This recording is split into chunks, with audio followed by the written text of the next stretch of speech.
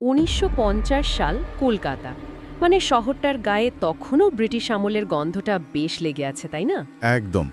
ট্রামের সেই টুংটাং আওয়াজ, রিকশার গড়গড় শব্দ, রাস্তার ধারে চায়ের দোকান থেকে ধোঁয়া উঠছে, সব মিলিয়ে অন্যরকম একটা পরিবেশ। হুম। আর রাত যত বাড়ে শহরটা যেন আরো চুপচাপ, আরো রহস্যময় হয়ে ওঠে।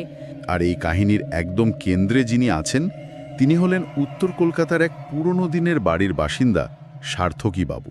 সার্থকী বাবু, বয়স ৪৫-এর কাছাকাছি, পেশায় সঙ্গীত শিক্ষক। হ্যাঁ, এক সময় নাকি ওনার সুরের জাদুতে লোকে মুগ্ধ হতো, কিন্তু এখন বেশ একা, নিঃসঙ্গ জীবন।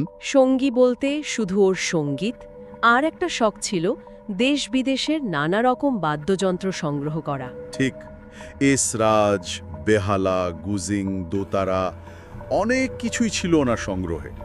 কিন্তু এই একাকিত্ব বোধহয় ওনার স্বভাবেও একটু প্রভাব ফেলেছিল, একটু যেন খিটখিটে হয়ে গেছিলেন। আমাদের হাতে আসা সূত্রগুলো তাই বলছে। চলুন তাহলে এই সূত্র ধরেই এগিয়ে যাই। গল্পটা ঠিক যেমনভাবে লেখা আছে সূত্রগুলোতে, আমরা সেভাবেই বলার চেষ্টা করি। দেখা যাক কি হয়েছিল। আচ্ছা, তো সার্থকী বাবুর কথা বলছিলাম।